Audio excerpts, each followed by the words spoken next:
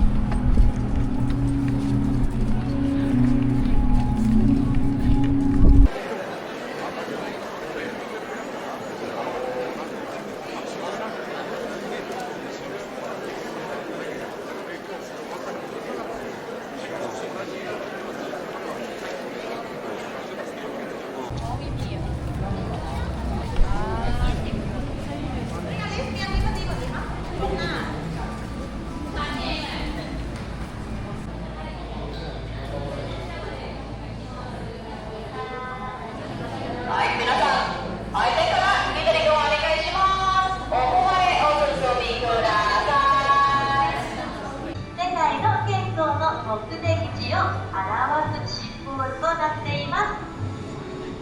演劇の地であるタイは年齢、性別に関係なく全ての人を受け入れて誰もが健康で幸せに暮らせるところです。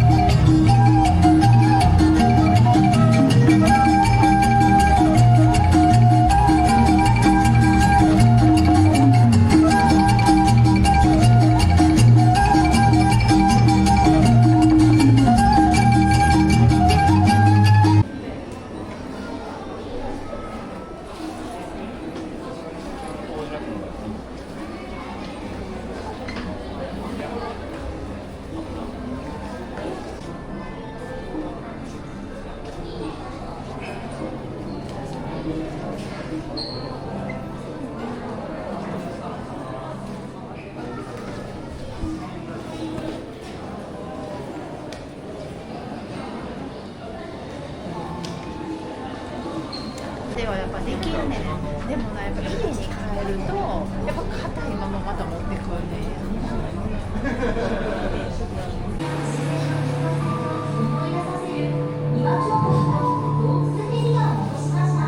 主要最終日がコミュニティに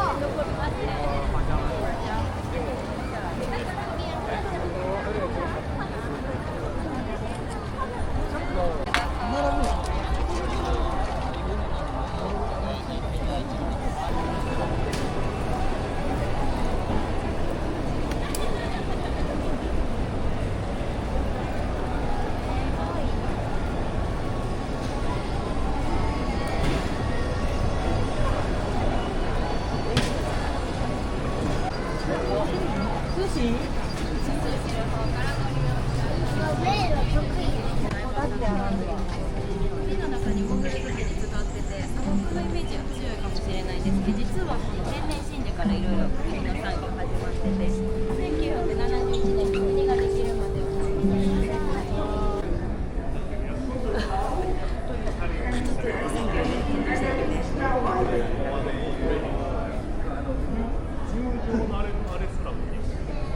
たまに9時とか開くやん。そうですけど、戻ったら。